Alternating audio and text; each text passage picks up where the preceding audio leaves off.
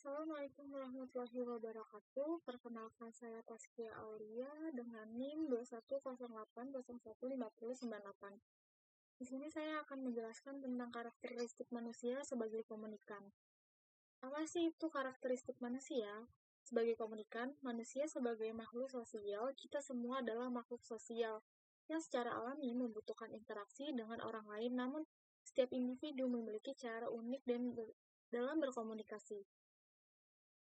Lalu karakteristik yang dipengaruhi oleh berbagai faktor yaitu ada latar belakang. Yaitu latar belakang adalah cara kita berkomunikasi sangat dipengaruhi oleh budaya tempat kita tumbuh. Misalnya dalam budaya individualistik, orang yang cenderung lebih terbuka mengekspresikan diri, sedangkan dalam budaya kolektif, harmoni kelompok lebih diutamakan. Lalu selanjutnya itu ada pengalaman pribadi. Pengalaman pribadi itu yaitu pengalaman hidup membentuk cara kita memandang dunia dan berinteraksi dengan orang lain.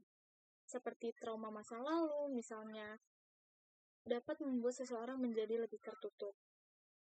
Lalu di sini ada persepsi, yaitu setiap individu memiliki persepsi yang berbeda terhadap suatu pesan. Hal ini dipengaruhi oleh pengetahuan, pengalaman, dan nilai yang diambil. Lalu selanjutnya ada emosi. Emosi sangat mempengaruhi cara kita berkomunikasi. Saat marah, kita mungkin berbicara dengan nada tinggi dan kata-kata yang kasar. Sebaliknya, saat bahagia, kita cenderung lebih ramah dan terbuka. Lalu selanjutnya itu ada kebutuhan akan ada rasa yang diterima, diakui dan dicintai adalah kebutuhan dasar manusia. Kebutuhan ini mendorong kita untuk berkomunikasi dengan orang lain. Lalu di sini ada contoh kehidupan sehari-hari, yaitu yang pertama itu ada perbedaan gaya komunikasi antara generasi muda dan tua. Generasi muda cenderung lebih terbuka dan menggunakan bahasa informal, sedangkan generasi tua lebih formal dan menghargai hierarki.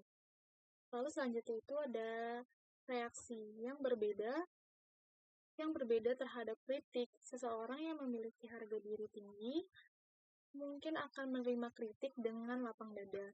Sedangkan seseorang yang kurang percaya diri mungkin akan merasa tersinggung. Lalu yang ketiga itu ada cara menyampaikan pesan yang berbeda dalam situasi formal dan informal.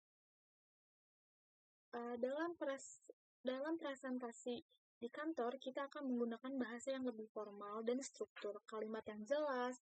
Namun saat berbicara dengan teman, kita cenderung lebih santai dan menggunakan bahasa sehari-hari.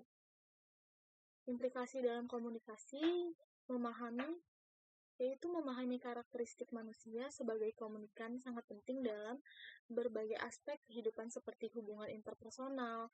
Apa sih itu hubungan interpersonal?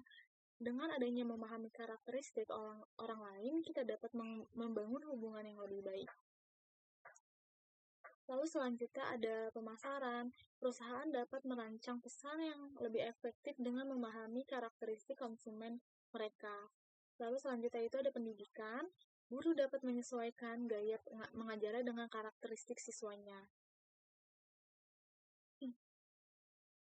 Kesimpulan dari saya yaitu manusia adalah makhluk yang kompleks dan unik. Setiap individu memiliki cara yang berbeda dan berkomunikasi. Dengan memahami karakteristik ini, kita dapat menjadi komunikator yang lebih efektif dan membangun hubungan yang lebih baik dengan orang lain.